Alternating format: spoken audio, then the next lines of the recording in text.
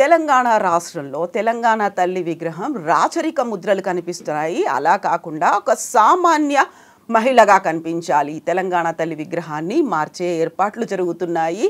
ఈ 1 ఇయర్ సెలబ్రేషన్స్లో భాగంగా ప్రతిష్ఠించాలనే రేవంత్ రెడ్డి కృతనిశ్చయంతో ఉన్నారు. అయితే నిజంగా ప్రస్తుతం తయారవుతున్నటువంటి తెలంగాణ తల్లి విగ్రహం తెలంగాణనే ప్రతిబింబించబోతోందా? గతంలో ఉన్నటువంటి తెలంగాణ తల్లి విగ్రహంలో రాచరిక పోకడలు ఎందుకు కనిపించాయి? మనతో పాటుగా ఉన్నారు పొలిటికల్ అనలిస్ట్ ప్రకాష్ గారు. ప్రకాష్ గారు నమస్కారం అండి. సో గతంలో కిరీటాలు ఉన్నాయి, ఆభరణాలు ఉన్నాయి, అలా కాదు మనకు సామాన్యంగా తెలంగాణలో ఎలా ఉంటారో అలాంటి ఒక తెలంగాణ తల్లి విగ్రహాన్ని రూపకల్పన చేస్తున్నారు. సో ఏమనిపించింది విగ్రహాన్ని చూసిన తర్వాత? అన్అఫీషియల్గా అయితే బయటకు వస్తుంది అంటే ప్రజలు మార్పు కోరుకోవాలనుకున్నారు. అందుకే టీఆర్ఎస్ ప్రభుత్వం బదులు ఇక్కడ కాంగ్రెస్ ప్రభుత్వాన్ని ఎన్నుకున్నారు. ప్రజలు కోరుకున్న మార్పు ఇది కాదమ్మా.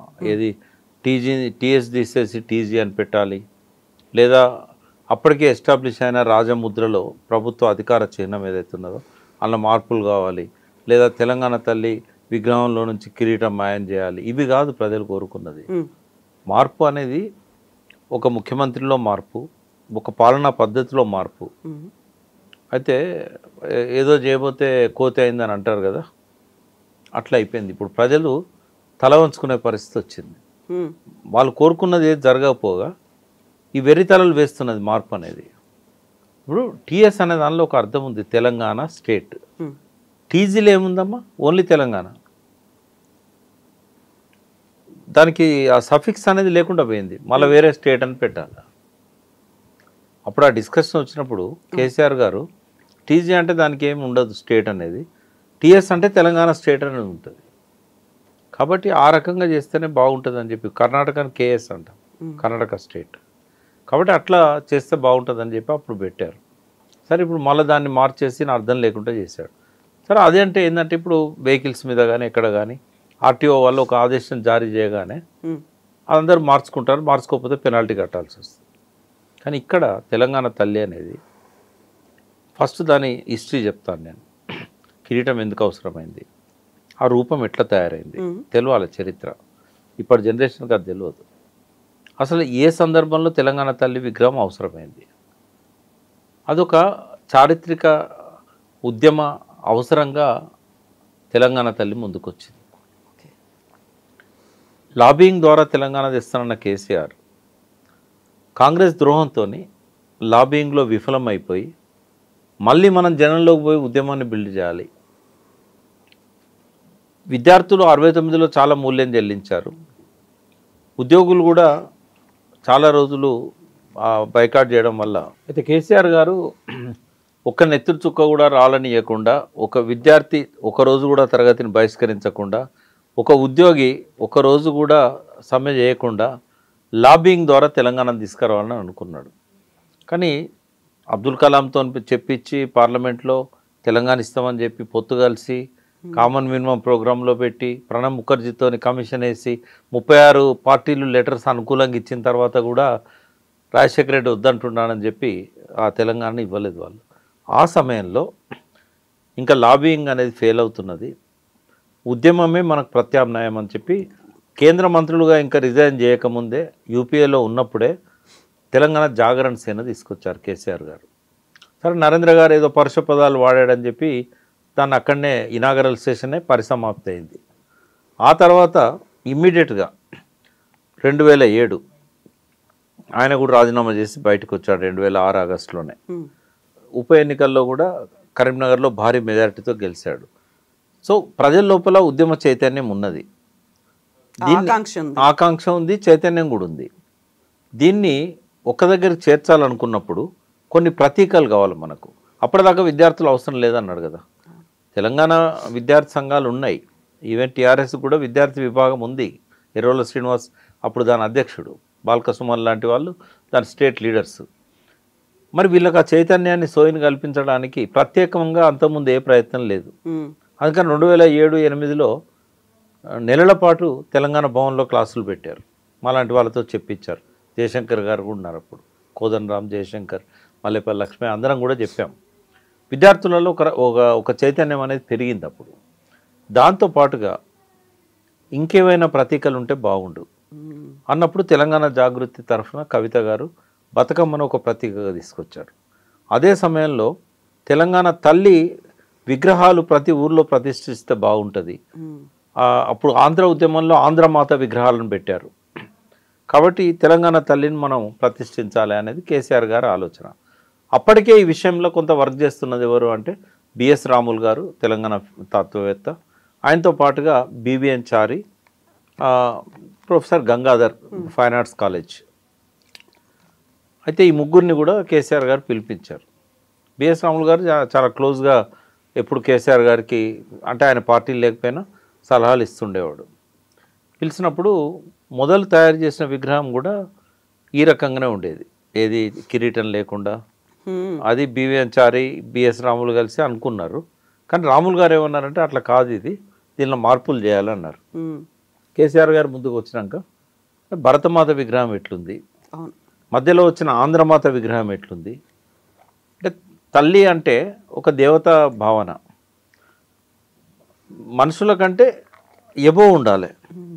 అయితే ఈ బిఎస్ రాములు గారిని, బివిఎన్ చారిని అందరిని పిలిపించుకున్నాడు కేసీఆర్ గారు. ఆయన ఒకటే చెప్పింది, మనకు భారతమాత విగ్రహం ఎట్లుందో ఆంధ్రమాత విగ్రహం ఎట్లా తయారు చేశారు అప్పుడు ఆ పద్ధతిలో ఉండాలి అన్నప్పుడు కిరీటం ఉండాలి, దేవతా భావన అనేది రావాలి మనసుల్లో అన్నప్పుడు తెలంగాణ పేదదైనంత మాత్రాన మన దేవత ఎందుకు పేదగా కనబడాలి, మన అమ్మను ఊహించుకోవడం ఎందుకు తక్కువగా ఊహించుకోవాలి, మనుషుల్లాగా కాదు ఒక దేవతా స్వరూపంగానే ఉండాలి, ఆ భావన రావాలి ప్రతి ఒక్కరికి అన్నప్పుడు ఏం చేశారంటే అంత ఓవర్ నైట్లో అయింది కాదు, అది 2-3 సమావేశాలు జరిగినాయి. చాలా చాలా మా పెద్ద పెద్ద వాళ్ళు వచ్చారు, ఏల లక్ష్మణ్ వచ్చాడు, చాలామంది వచ్చారు ఆ డిస్కషన్స్కి. పేర్లు మర్చిపోయాను నేను, కానీ నంది సిద్ధారెడ్డి ఇలా చాలామందిని పిలిచారు ఆయన ఇంటలెక్చువల్స్ని. చాలా అవర్స్ టుగెదర్ డిస్కషన్స్ అయినాయి. అయినప్పుడు కేసీఆర్ ఒక సజెషన్ ఇచ్చాడు, రవివర్మ చిత్రాలలో దేవతలను ఇవాళ మనము చూస్తున్నాము క్యాలెండర్లలో అంటే రాజా రవివర్మ ఎవరైతే భారతదేశం గర్వించదగ్గ చిత్రకారుడు ఉన్నాడో ఆయన ఇచ్చిన రూపాలే కదా అవన్నీ. సో దేవత అంటే ఖచ్చితంగా కిరీటం ఉంటుంది, ఆయన ప్రతి దేవత విగ్రహంలో ఆయన కిరీటం పెట్టాడు. కాబట్టి రవివర్మ చిత్రాలు తగ్గట్టుగా ఉండాలి. భరతమాతను కూడా ఆయనే చిత్రించాడు, భరతమాత రూపం ఇచ్చింది, భరతమాతకు ఒక రూపం ఇచ్చింది రవివర్మ. కాబట్టి రవివర్మ చిత్రాన్ని మనం ఇక్కడ ఆ రకంగా తీసుకురావాలని చెప్పాడు. అన్నప్పుడు కిరీటం అనేది అవసరమైంది. కిరీటంలో కూడా తెలంగాణలో లభ్యమైన కోహినూరు వజ్రం ఉంటుంది, వడ్డానం ఉంటుంది తెలంగాణ తల్లికి. వడ్డానం అనేది తెలంగాణ సంప్రదాయం. మీరు ఏ ఫంక్షన్ పోయినా లేడీస్ వడ్డానం పెట్టుకుంటారు. అంటే బాగా డబ్బున్న వాళ్ళే పెట్టుకోరు, గరీబ్ వాళ్ళు కూడా పెట్టుకుంటారు ఉన్నంతలా వాళ్ళ శక్తి మేరకు. వడ్డానంలో జాకబ్ వజ్రం ఉంది. తర్వాత పట్టుచీర దేనికి సంకేతం? పోచంపల్లి, ఇక్కత్. తెలంగాణలో పట్టుచీరలు నేసే కేంద్రాలు ఒక 10-15 ఉంటాయి, వెంకటగిరి, చాలా. అవన్నీ వెంకటగిరి అంటే ఆంధ్ర, గద్వాల్ ఉంటుంది, కొత్తకోట, తర్వాత పోచంపల్లి, నారాయణపేట, ఇట్లా మహబూబ్నగర్లో 3-4 ఉన్నాయి, మళ్ళీ వేరే జిల్లాల్లో కూడా ఉన్నాయి. ఇప్పుడు జాగ్రఫికల్ ఐడెంటిఫికేషన్ గుర్తింపు కూడా వచ్చింది కదా ఇక్కత్ చీరకు, ఇట్లాంటివన్నీ ఉన్నాయి. సో దాంతోపాటుగా చేతుల్లో ఏముండాలి? ఒక చేతిలో బతుకమ్మ, ఒక చేతిలో తెలంగాణ మెట్ట పంటలకు ఉదాహరణగా జొన్న కంకి, మొక్కజొన్న, ఇవన్నీ కూడా అందులో పెట్టడం జరిగింది. అంటే సరే ఒక మాట అనుకుందాం, ఇప్పుడున్న ముఖ్యమంత్రికి అది నచ్చలేదు. నచ్చకపోవడానికి ఒక తాత్విక పునాది ఉన్నది. రేవంత్ రెడ్డి అనేవాడికి ఇప్పుడున్న తెలంగాణ తల్లి నచ్చకపోవడానికి ఆయన ఒక తాత్విక పునాది ఉన్నది. ఏంటంటే ఆయన ఎన్నడూ తెలంగాణ అనలేదు, జీవితంలో అనలేదు, ఈ రోజు వరకు. ప్రమాణ స్వీకారంలో కూడా జై తెలంగాణ అనలేదు. 1 year పూర్తవుతున్నా అమరవీరుల దగ్గర పోయి దండం పెట్టలేదు. ఎన్నడూ జై తెలంగాణ అనే వ్యక్తికి, తెలంగాణ ఉద్యమంలో లేని వ్యక్తికి, ఉద్యమకారుల మీద తుపాకీ తీసిన వ్యక్తికి తెలంగాణ తల్లి మీద గౌరవం ఎందుకుంటుంది? అందుకే ఆయన మనసులో లేని తెలంగాణ తల్లి ప్రజల మనసుల్లో కూడా ఉండకుండా చేయడానికి ఒక కుట్ర చేస్తున్నాడు. ఆర్టీఏ వాళ్ళు ఇచ్చిన నోటిఫికేషన్ అంతా సులభమా తెలంగాణ తల్లిని చెరిపేయడం అనేది?